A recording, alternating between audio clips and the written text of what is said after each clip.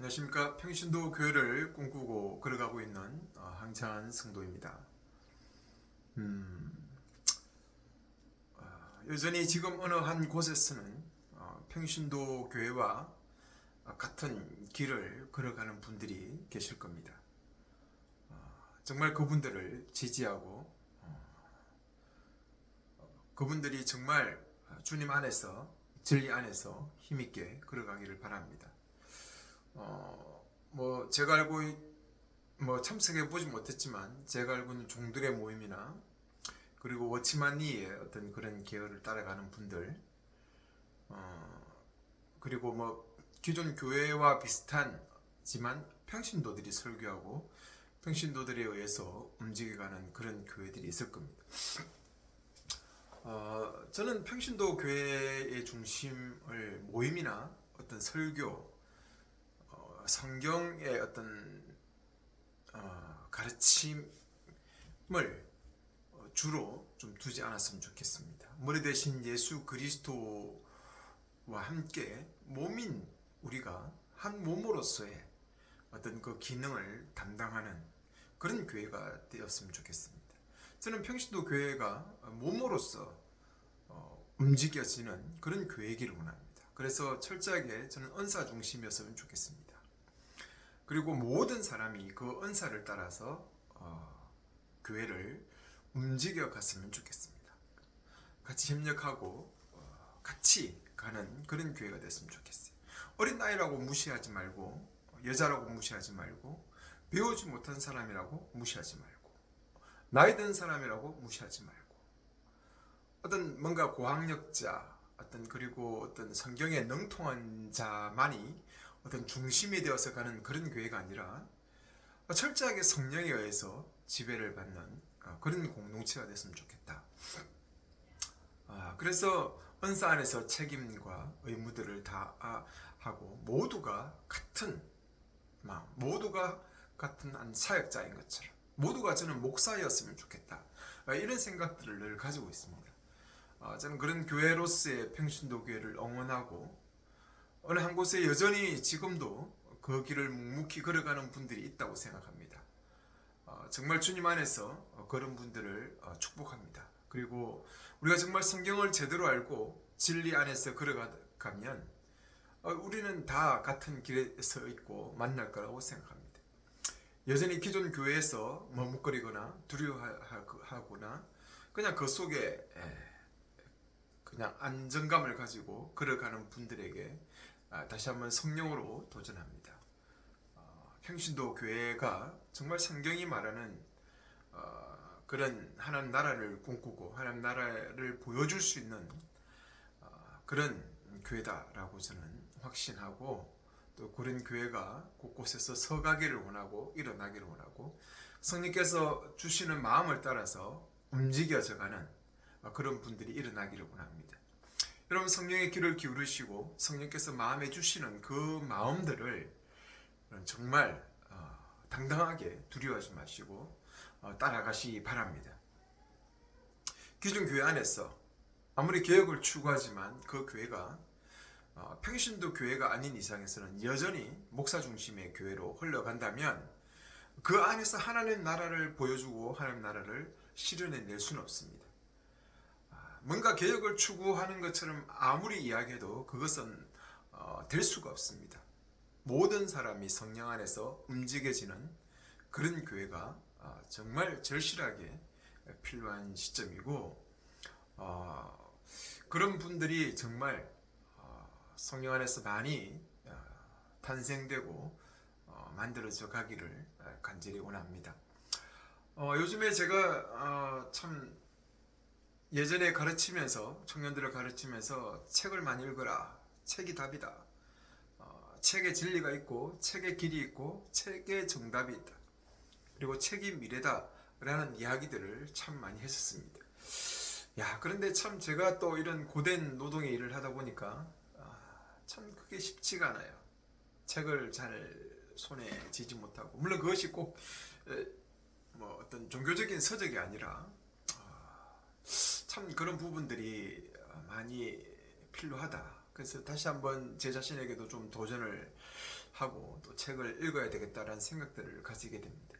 요즘 저는 참 50대로서 50대 남성으로서 가지고 있는 생각들, 사고들, 그리고 상황들, 그리고 또 60대를 바라보면서 또 내 자신들을 어떻게 해야 될지 좀 그런 것들에 대한 어떤 책들을 좀 많이 읽고 싶고, 또 50대 나와 같은 시대를 지금 살아가는 50대들의 그런 이야기, 그런 고민들을 또 좀 접하고 싶은 그런 생각도 있습니다. 여러분 늘 책을 놓지 마시고, 책이 인생의 답이고 길입니다. 다시 한번 또 책으로 또 우리 자신들을 생각하고 돌아보는 그런 기회도 되었으면 좋겠다라는 생각을 해봅니다.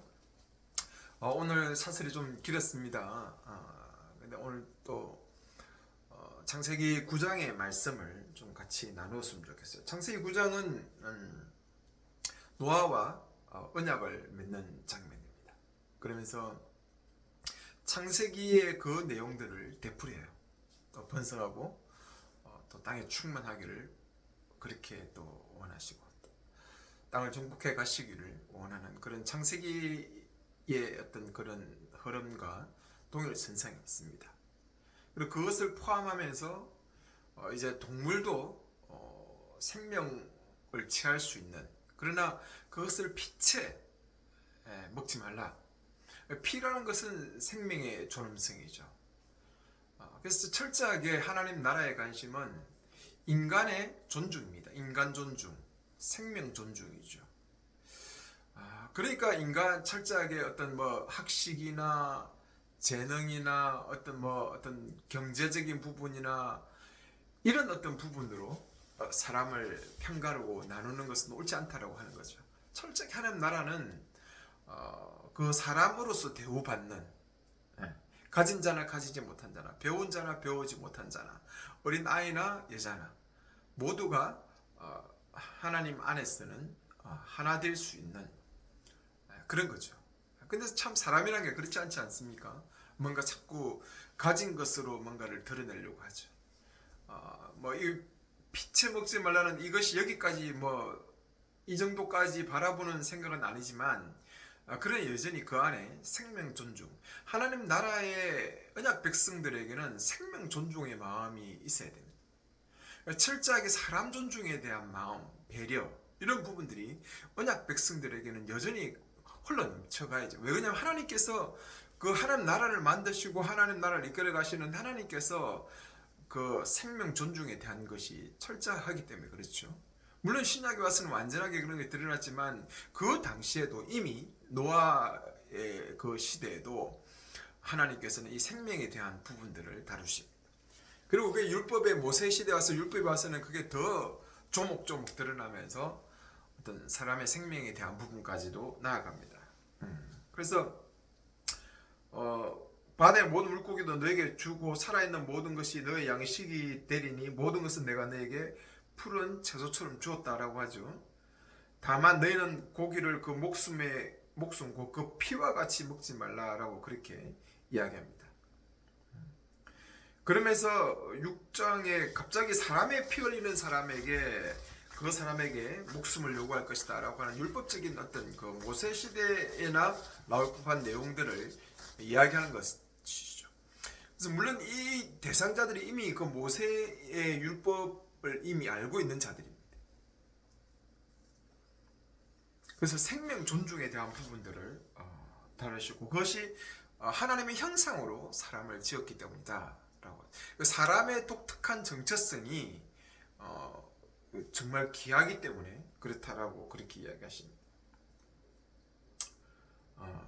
그리고 그 홍수에 대한 두려움, 다시 또 홍수에 대한 멸망에 대한 그것에 대한 안전 보장을 주시는 게 무지개다. 그 당시 무지개가 없다가 무지개가 생겼다 이렇게 할 수는 없을 것 같아요. 그 무지개는 계속 있었지만 그 무지개가 정표로서 이제 언약의 정표로서 주어지는 것이죠. 그래서 그 무지개를 바라보면서 하나님께서 물로는 심판하지 않으시는구나 라는 부분에 대한 그런 안전에 대한 부분들을 확실하게 얻을 수 있는 것이죠. 그래서 16절에 무지개가 구름 속에 있을 때 내가 그것을 보고 하나님과 땅에 있는 모든 육신 곧 생물 사이의 영원한 언약을 기억할 것이다. 단순히 사람과 언약이 아니라 이 땅 전체에 대한 언약이죠. 언약은 철저하게 사람이 중심이기 때문에 중심이지만 이 땅의 모든 부분까지도 회복을 꿈꾸고 있죠. 그래서 우리 영혼만 구원받는다. 내 영혼이 구원받아 죽어서 천국 간다. 이런 구원관은 정말 좀 값싼 구원관이고, 그리고 그 구원에 대한 개념을 정말 좀 잘못 이해할 수 있는 부분이에요. 영혼이 죽어서 천국 가는 거. 땅에 대한 부분이 하나도 없잖아요. 자연에 대한 부분이 하나도 없잖아요. 그래서 정말 근본주의적인 어떤 기독교의 시각으로는 땅의 회복에 대한 부분들, 자연에 대한 회복, 생태계를 어떤 회복하는 이런 어떤 땅에 대한 노력들에 대한 부분들은 참 많이 없는 것 같아요. 그리고 부활의 영광 속에서는 철저하게 새하늘과 새 땅이 하늘에서 내려오죠. 계시록에 보면 내려오는 것입니다. 이 땅이 무려 죽어서 천국 가는 어떤 개념의 그런 하나님 나라 천국 그 개념을 이야기하지는 않습니다. 사람들이 좀 그런 오해를 우리의 어떤 그 근본주의적인 개념 속에서 우리가 어떤 신앙을 받은 사람들은 그런 부분들을 너무 좀 강조하지 않나라는 생각들을 해봅니다. 그래서 하나님께서 노아에게 말씀하셨고, 이것이 나와 그 땅에 있는 모든 육신사에 세운 표징이다 라고 그렇게 이야기했습니다. 그러면서 19절에는 또 다른 어떤 사건들이 펼쳐지는데, 그것이 노아가 포도주를 먹고 취하고 벌거벗어 있는 상황에서 22절을 보면, 그때 카나안의 아버지 함이 아버지 아치를 보고 밖에서 두영지게 전하였다. 그러자 셈과 야벳이 옷을 취하여 그들의 어깨 위에 걸치고 뒷걸음 걸어가서 아버지의 하체를 덮었다. 그들의 얼굴은 뒤로 돌려서 아버지의 하체를 보지 않았다. 노아가 포도주에 깨어나 작은 아들에게 자기 행한을 하였다. 그래서 그가 말했다. 카나안은 저주를 받아 자기 형제들에게 종이 될 것이다. 좀 이상하죠? 아니, 포도주 먹은 거에 대해서 벌거벗고 있는 부분에 대해서 노아가 잘못한 거죠, 그죠? 잘못했다는 것보다 그 포도주를 먹는 부분이 나쁜 부분은 아니니까, 이거는 그냥 자기들은 음료수와 같은 거니까, 우리가 물 먹듯이. 근데 취해 있는데 그 취해서 하체를 보고 그 있는 것을 형제들에게 고하였다 해서 저주를 받는다는 거죠. 그래서 어떤 신학자들은 하체를 보는 거에 대한 어떤 것을 동성애적인 어떤 성적인 부분으로 해석하는 분들도 있습니다. 저는 그까지 이게 나갈 필요가 있나라는 생각들을 가지고 있어요. 그리고 위신의 문화, 건의의 문화 속에서 이것이 어떤 큰 문제다라는 부분. 우리가 조선시대, 양반시대를 생각하면 그럴 수 있죠. 진짜. 그 위신의 문화, 우리들의 옛날 사람들의 그 문화 속에서 아버지의 그 권위라는 부분들. 그러면서도 또 더 중요한 것은 노아가 이 당시에 중보자죠. 중보자. 언약의 중보자입니다. 언약을 노아와 하나님께서 그 아들과 맺지만 그 중심에 노아를 두고 계셨죠. 노아는 결국은 예수님이 새 언약을 맺으신 중보자였듯이 노아도 그 정도의 권위가 있는 부분이죠. 근데 그 부분을 대한 어떤 무시에 대한 부분이 중요하지 않을까. 그리고 여기서 보면 함이 저주를 받는데 오히려 저주받는 것은 가나안이죠. 가나안. 함의 아들 중에 가나안이 저주를 받는단 말이죠. 이것은 이미 그 독자들이 가나안 땅에 지금 들어가잖아요. 그리고 가나안 땅이 저주를 받은 것이고, 그 가나안의 잘못된 개념들을 물려받지 말고 그 안에 하나님 나라를 세우는 것에 대한 이야기를 지금 모세가 제2세대들이 하고 있는 거잖아요. 그죠? 그러니까 그 판을 까는 겁니다. 지금 셈의 하나님을 찬송하는 것을 셈을 통해서 아브라함까지 연결시키고, 그 아브라함의 자손이 지금 이스라엘.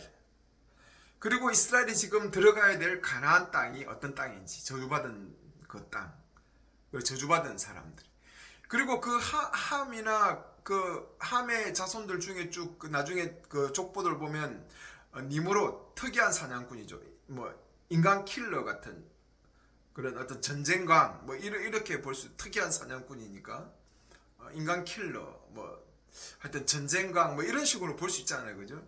그러니까 바벨론까지 이어지는, 창세기 11장의 바벨론에서 그 바벨탑을 쌓는 사건까지 이어지는 그 속성 속에 보면 철저하게 하나님에 대한 말씀에 대한 어떤 그 거부, 가인이 흘러갔던 그 흐름, 세상의 사람들, 세상의 딸들이 흘러갔던 그 흐름들과 동일한 흐름으로 지금 흘러가고 있는 것입니다. 그 함이 단순히 그냥 그 육체를 보고 형제들에게 이야기했던 그 내용만 아니라 중요한 것은 그 함의 정신 속에 흘러가는 그 흐름이죠. 왜 그가 그렇게 했느냐? 그죠? 그 당시에 정말 중보자고, 그리고 언약의 중보자였고, 그리고 정말 그 당시에 한 언약의 수장인 그에 대해서 뭐 지금 바라보면, 신약 시대 바라보면 예수를 바라보면서 저주했던 사람들과 뭐 동일한 개념이겠죠, 그죠? 그런 식의 어떤 내용의 흐름으로 보는 것이 옳지 않는가. 그리고 철저하게 모세가 그 판을 깔고 있는 것이다. 이미 셈의 하나님 가인, 함의 자손 중 가인, 그 바벨탑, 하나님이 땅에 충만하려 했지만 흩어짐을 면하자 우리가, 그래서 바벨탑을 쌓지 않습니까? 그 정신, 바벨의 정신과 이 함과 그 가나안의 아들 속에 흘러가는 그 정신이 동일한 거예요. 언약 백성으로서의 삶이 아니고 언약 백성의 정신이 아닙니다. 철저하게 하나님을 의지하고 하나님을 쫓아가는 그런 신실한 자들이 아닌 거죠. 그에 대한 저주인 것이다 라고 생각하는 것이 더 좋을 것 같습니다. 그래서 자기 형제들에게 종들의 중에 종이 될 것이다. 그리고 셈의 하나님 여호와를 송축합니다. 가나안이 그들의 종이 될 것이다. 이미 가나안에 들어가서 그들을 지배하는 것에 대한 이미 판을 여기서부터 이미 모세가 깔고 있는 것이죠. 그리고 그가 말했다. 셈의 하나님 여호와를 송축합니다. 하나님께서 야벳을 크게 하시고 셈의 청막에서 거주하게 하실 것이다. 그러나 가나안은 그들의 종이 될 것이다. 중요한 것은 종이든 뭐든 간에 그 셈의 그늘 안에 다 들어가는 것입니다. 셈의 그늘 안. 이것은 결국은 언약이 결국은 이방인들에게까지도 하나님의 그 언약적인 축복이 흘러가는 것을 온전하게 좀 드러내고 있다라고 생각합니다.